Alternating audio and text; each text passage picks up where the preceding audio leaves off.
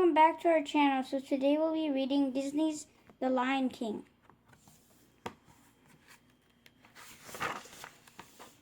From the smallest ant to the largest elephant, every living thing has its place in the great circle of life. Mustafa's place was the king of the lions. Sarababi was the queen, and their newborn cub Simba would one day take his father's place as the Lion King. But on this day, little Simba rested in the hands of the wise baboon Rafiki, who sprinkled the cub with dust and welcomed the future king to the great circle of life. Mustafa's brother Scar did not attend the ceremony.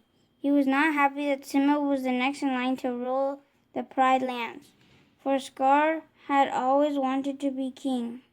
Time passed and Simba grew.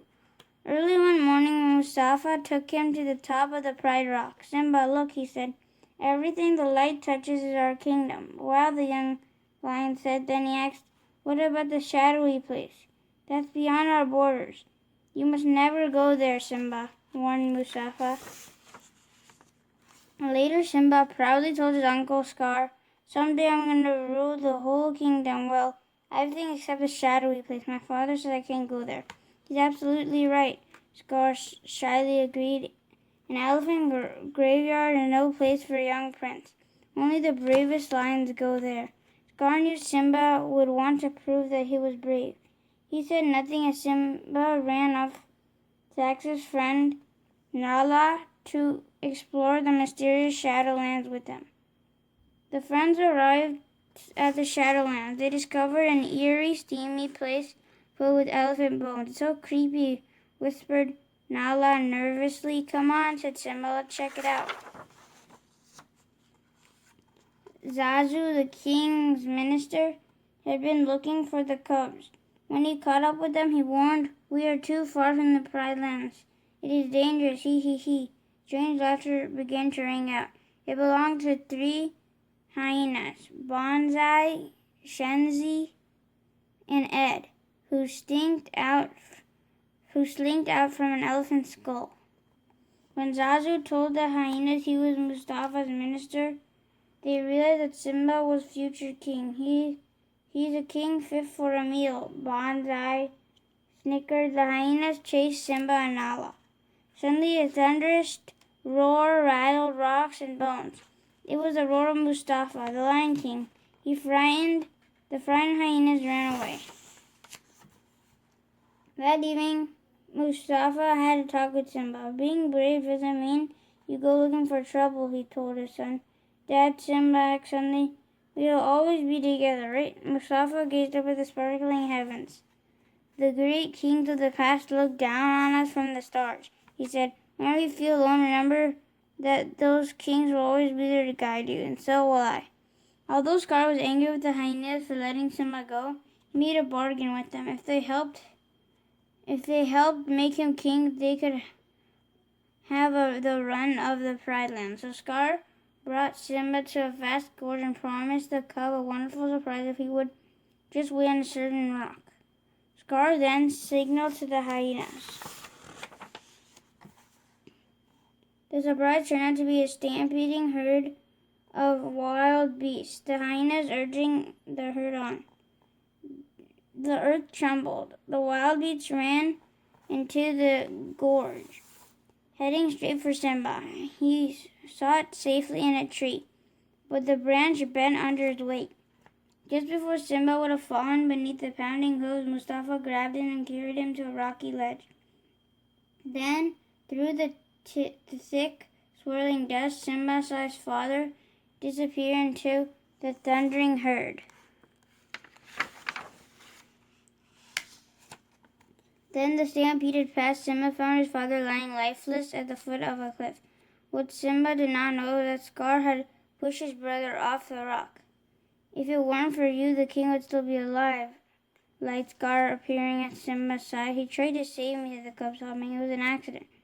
"Run away, Simba," Scar advised. "Run away and never return." Scar watched as Simba ran away. Then he sent his hyenas to kill the cub. When the hyenas reached a thorny thicket, they stopped. I'll never survive in the desert, they reasoned. So they returned to the Pride Rock and their new king, Scar. Under the burning desert sun, Simba surely would have died if it had not been for two curious creatures, Timon the meerkat and Pumbaa the warthog. Timon and Pumbaa felt sorry for the cub. They took him to their jungle home and taught him how to live by Timon's philosophy. Hakuna Matata, which means no worries. They also taught the cub to eat insects. Simba tried to put the past behind him, but one clear night the stars reminded him of the old king and his father Mustafa. Then one day a lioness chased Pumbaa. Simba rushed to protect his friends. Nala, cried. Simba, the lioness said, I thought you were dead. The friends embraced. Then Nala told Simba that the cruel King Scar, the Pride Lands had become barren and the animals were starving. Hyenas were everywhere, but Simba refused to go back and take his place as the Lion King. He did not feel worthy. That night, wise old Rafiki found Simba alone. He led Simba to a small pool. Simba saw his father chasing the water. Then he heard his father's voice. Simba, look inside yourself, Mustafa said. You're my son and the one true king. You must take your place in the circle of life.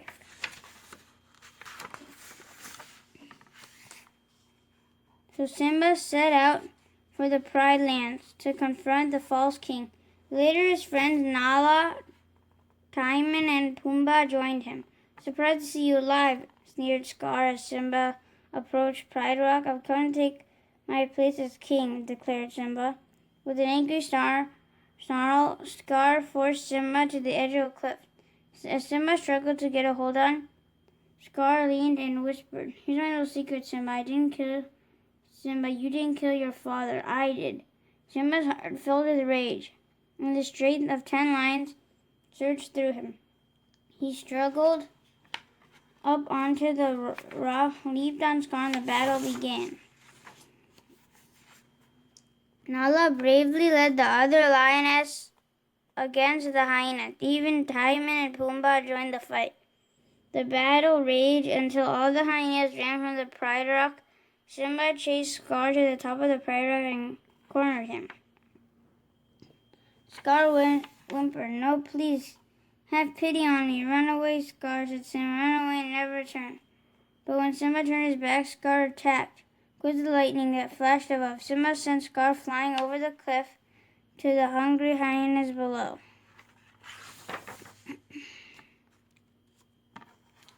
So Scar's evil reign ended, and Simba took his rightful place as the Lion King. In time, King Simba and Queen Nala had a cub of their own. Way atop Pride Rock, their child rested in the hand of the wise baboon Rafiki, who sprinkled the cub with dust and welcomed her to the great circle of life. The end. Thank you for watching. Hope you guys enjoyed Disney's The Lion King, and stay tuned for another book read coming soon. Take care, guys. Be safe and make sure you guys are reading. See ya.